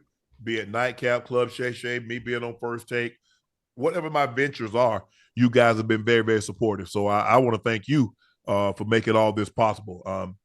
I remember at the end of 23, I said that 24 is going to be great. It's even better than I could have imagined. Better, way better, way better. And so thank you guys. Thanks, Doc. Again, thank you, NAACP, for the nomination. Congratulations to all the nominees. Everybody is deserving. But I want to thank the fans, because you guys made it possible. Blam! What's up, Uncle Ocho? My name is Deshaun, and today's my birthday, too. I'm shaking covers and smoking cigars all weekend long. How do you guys like to celebrate birthdays? Much love, be more. Go Flock. Happy birthday, Deshaun. Man, I'm just quiet. I want to go get a workout that morning. Obviously, my family's going to call. The kids are going to call. My brother, sister called, my mom always call me. And she called me on the phone. Talk about, Shannon, you know who this is? No, Mom, I have no idea who this is. So she gonna call me, wish me happy birthday. But go work out. Just go nice. Ocho, I ain't no big celebratory guy. I think we're the same. We're the same. You have to beg me to even have a dinner. You better surprise me. or trick me into thinking we doing something or we going. I'm not into that. I'm not doing no clubs. I'm not doing no parties. I'm not doing any large gatherings. Give me a cigar. Give me some coffee, cafe con leche. Give me a latte. Give me some Starbucks. Let me kick my feet up, listen to some music, smoke me a cigar, and I'm content. Obviously, now on my birthdays, I go see my grandma, my mama at the graveyard, sit there, talk to them for a little bit. Um, Mhm. Outside of that, They yep, buried right next next to to each each other. other. Yeah, yeah. So I mean, that's it. I'm good. Dominique Paul, shout out to Ash, got that Laportier order figured out. Only a matter of times till we paired that with them sparks, thunder and lightning. Yeah, the sparks now. The sparks. They got it right. That's the right name for them. Sparks. Now, five. I gotta get me some of them. Today was my birthday. Happy birthday, Demvo. Damn. Everybody got a birthday. How many people? I mean, Capricorn season. yeah. Sup, AJ Zamora. Sup, Uncle Ocho, big fan. Day one supporter love with CM Punk and the other night. Happy birthday, Ocho. Love from Salute. Texas. That's it. To everyone celebrating a birthday today, happy birthday. Hopefully, you do something fun, you enjoy, you spend it with family, friends, and loved ones, and you realize, yes, you was born on this day 25 years ago, 35 years ago, 40 years ago, whatever the case may be. Just be thankful that God allowed you to see another one. Because there are a lot of people that had an appointment and they didn't get an opportunity to reschedule it. So happy birthday. Hopefully it was safe, enjoyable, pleasant from the Nightcap family.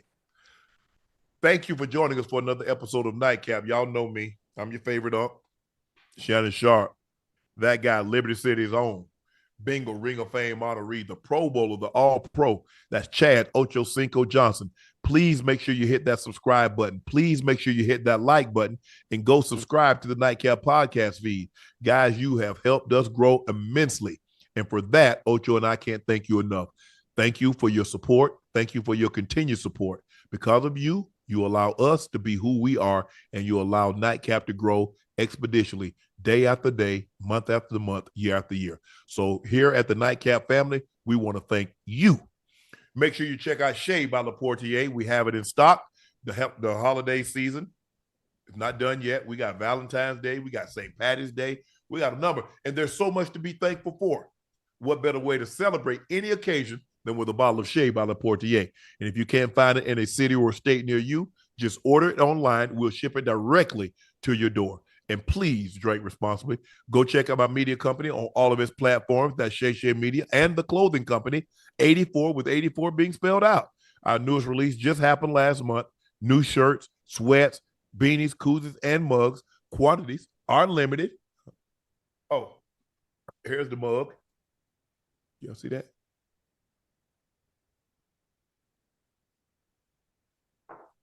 And the beanies. What y'all do with my koozies? Oh. Because you over here taking with stuff. Quantities are limited, so make sure you grab yours while supplies last. Tickets for the Super Bowl show is the New Orleans. This is our first spring tour stop, and it's in New Orleans the Thursday before the Super Bowl. Tickets are on sale now. The link is pinned at the top of the chat. February the 6th in New Orleans at the Mahalia Jackson Theater. We got guests lined up. You don't want to miss this one. This is going to be epic. And it's Super Bowl weekend. Our hearts go out to everyone impacted by the fires in Los Angeles. Hopefully, you're safe. I know a lot of people that have lost homes, cars, possessions, lost everything, but you still have life, and that can't be replaced. So our hearts and thoughts and prayers go out to everyone impacted by the fires, the wildfires that's ravaging Los Angeles and surrounding areas. The Cavs end the Thunder 15-game win streak, and there was a battle between the league's two top teams. The Cavaliers moved to 32-4. OK City Thunder fall to 30-5. The Cavaliers win 129-122. They got a big outing from Jared Allen, who had 25 points, 11 rebounds, and 6 assists. Evan Mobley had 21 points, 10 rebounds, and 7 assists. And they needed it because Donovan McNabb had a cold night shooting. He was 3 of 16 from the floor, 2 of 7 from the field, from the three-point line, and he only had 11 points. But Darius Garland chipped in with 18. Wade had 11, and Ty Jerome had 15. Max Strus had 17. As they win 129-122, snap the 15-game winning streak by the OKC Thunder. That concludes this episode of Nightcap. I'm Unc. He's Ocho. We will see you tomorrow. Thanks for joining us.